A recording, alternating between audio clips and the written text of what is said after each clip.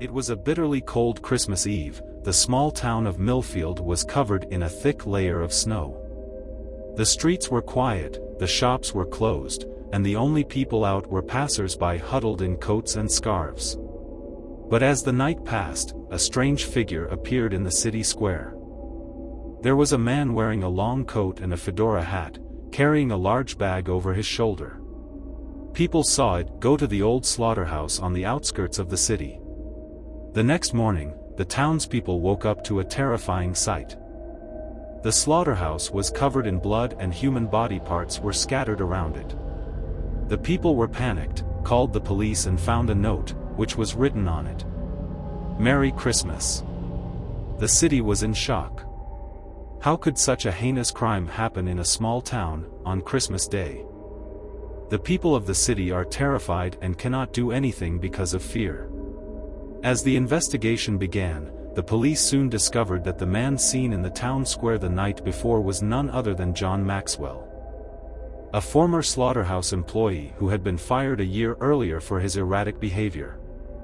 Maxwell was nowhere to be found and the police launched a manhunt to track him down. But the more they continued to search, the more and more bodies they discovered.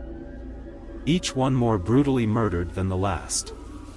The city was in panic and the police were no closer to finding the killer. They found no clues. It seemed that the killer of the slaughterhouse would never be caught. As Christmas Day approaches, the townspeople are afraid to leave their homes.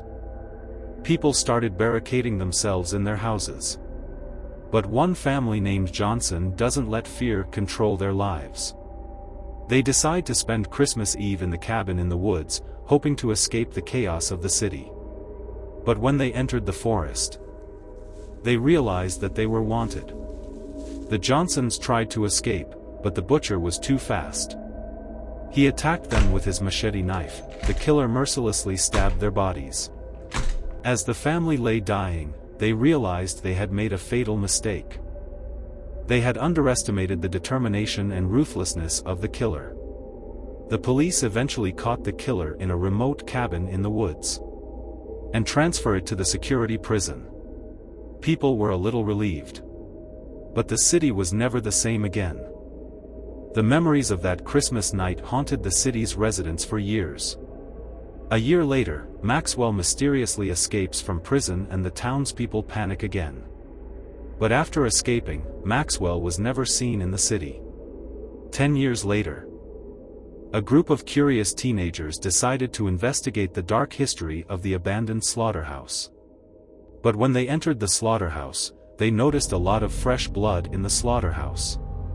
The snowy slaughterhouse killer was still there, waiting for his next victim.